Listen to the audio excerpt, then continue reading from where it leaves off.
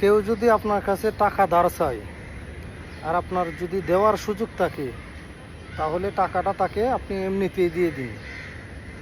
আপনি সঠিক শুনছেন, আমি ভুল কিছু বলি নাই। আপনার যদি দেওয়ার সুযোগ থাকে তাহলে আপনি এমনিতেই দিয়ে দিন টাকাটা তাকে। কারণ আপনি ধার দিলে হয় আপনার সাথে তার সম্পর্ক নষ্ট হবে, আর না হয় টাকাটা আপনি 100-95% না পাওয়ার সম্ভাবনাই বেশি। সে আপনার ফোন রিসিভ করবে না।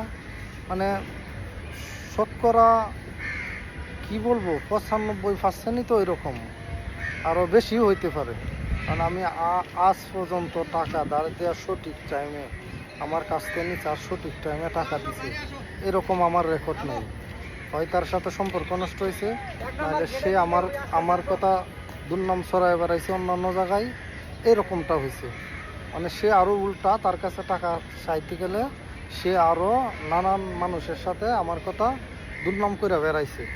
এরকম হাজার হাজার ঘটনা আছে। এই জন্যই বলতেছি, যদি কেউ আপনার কাছে টাকা ধার চায়, আপনার যদি দেওয়ার মতো সুযোগ থাকে, তাহলে আপনি তারে টাকাটা এমনিতেই দিয়ে দেন। কারণ এমনিতেই দেওয়ার উদ্দেশ্যই হয়েছে এটা, আপনি এটা না পাওয়ার সম্ভাবনাই বেশি। না পাওয়ার সম্ভাবনাই বেশি, আর না হয় সম্পর্ক নষ্ট হবে, না হয় শত্রুতে পরিণত হবেন, আর না হয় সমালোচনার শিকার হবেন। এই কিছুদিন আগে আমার খুব কাছের ঘনিষ্ঠ একজন লোক, তারে টাকা ধার দিলাম, সে সঠিক টাইমে আমাকে টাকা দেয়া দিবে, আমি নিস্তাকে তাকে দিলাম তার সমস্যার কথা শুনে। এখন সে আমার ফোনই রিসিভ করে না। তা আপনি চিন্তা করেন যে মানুষের বিপদে যাবে, এটার কোনো সুযোগ আছে? যে বিপদে আগায় যাওয়ার কোনো সুযোগ আছে এরকমটা যদি করে? এই জন্যই বলতেছি ভাই, যদি আপনার সুযোগ থাকে, যে টাকা দেওয়ার মতো যদি সুযোগ থাকে, তাহলে টাকাটা তাকে এমনিতেই দিয়ে দেন। অনেকে আবার রাগ করবে আমার কথা শুনে।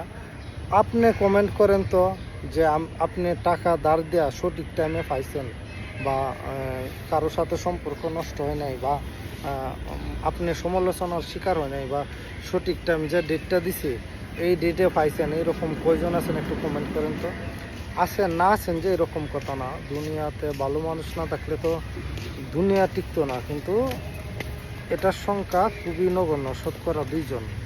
আমি বলছি শতকরা 2 জন, কারণ আমি আজ পর্যন্ত যাদের দিছি তাদের কাছ থেকে আমি সঠিক টাইমে টাকাটা পাই নাই। সবাই ভালো থাকবেন, সুস্থ থাকবেন। আসসালামু আলাইকুম।